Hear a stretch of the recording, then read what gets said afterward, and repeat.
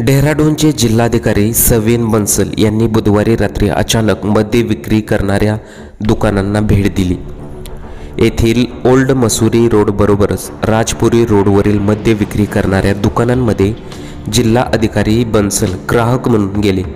पुढे काय झालेलं आहे पहा। चॅनलवरती नवीन असाल तर मराठी न्यूजला जरूर सबस्क्राइब करा। आपल्या कारने दुकानांमध्ये पोहोचलेल्या जिल्हा अधिकाऱ्यांनी आपण कोण आहोत, कशासाठी आलो आहोत हे सांगितलं नाही।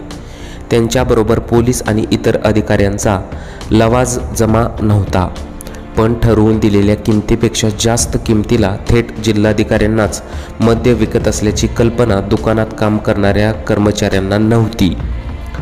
सर्वसामान्य नागरिकांकडून आकारले जातात तितकेच वाढीव दर वगैरे सांगून झाल्यानंतर समोरची व्यक्ती जिल्हा अधिकारी आहे असं समजल्यावर दुकानात एकच गोंधळ उडाला। जिल्हा अधिकाऱ्यांनी या दुकानदाराला 50,000चा दंड ठोठावला। हा दुकानदार 660 रुपयांची मद्याची बाटली 680 रुपयांना विकत होता।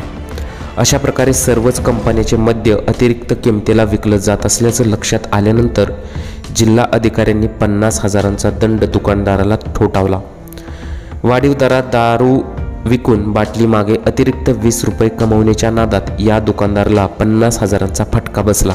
या घटनेनंतर जिल्हाधिकाऱ्याचे भरभरून कौतुक होत आहे, परंतु त्या दुकानदाराला 50,000ऐवजी जास्त दंड आकारला पाहिजे गेला होता, अशा कमेंट्स बऱ्याच लोकांनी केलेल्या आहेत। ग्राहकांना खरे दर कळत नसून दुकान किती काळ सुरू असतं हे सुद्धा लिहिलं नव्हतं।